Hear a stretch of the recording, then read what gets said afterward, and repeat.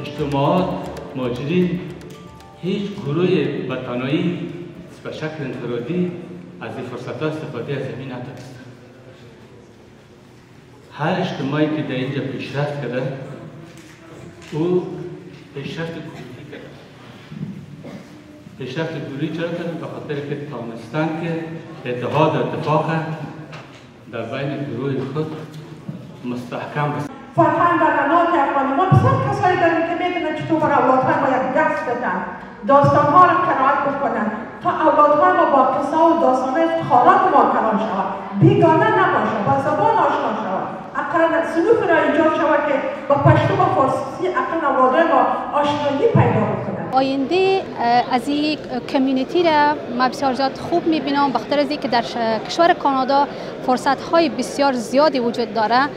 اگر ما فرصت ها را بسیار به شکل درستش منیج کنیم، هم میتونیم که برای افغان هایی که در کشور کانادا هسته مفید واقع شویم و همچنان برای افغان هایی که در افغانستان هستند امیدوار هستیم که بر از اونا هم ما بتونیم از طریق همین کمیونیتی مؤثر واقع شویم.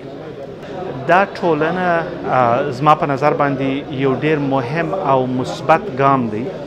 په تیرو څو کلونو کې افغانان دې ملک ته راغلي دي، ځای پر ځای سوي دي، کوښښونه یې کړي دي چې ټولنې سره جوړې کړي، اما نتیجه یې نه ده لیدلې. یو دلیل د دې چې نتیجه یې نه ده اخیستې هغه دا ده چې موږ په خپل مابین کې ډېر تفاوتونه یو بل ته سره قایل یو او هغه تفاوتونه باعث دې سوي دي چې موږ یې سره لرې کړي یو. نو موږ که غواړو دا ټولنه موفقه کړو، یو راز یو طریقه د موفقولو دا دی چې هغه تفاوتونه شناسایی کړو او هغه لرې کړو او د دغه ورځې نن ورځې ناسته یو د هغه ګامو څخه ده چې موږ هغه خپل تفاوتونه، هغه که ژبنیز وه، هغه که سمتي وه، هغه که سیاسي وه، هغه یو خواته پرېښي دي، ګرده د یو افغان تر نامه لاندې د لې په کاناډا کې راټول سوي وو او هوډ او آرزو مو دا ده چې دغه سلسلې ته دوام ورکړو او د دغه لارې څخه وکولی شو دا ټولنه د یو قوي نهاد په رقم باندې په کاناډا کې وساتو.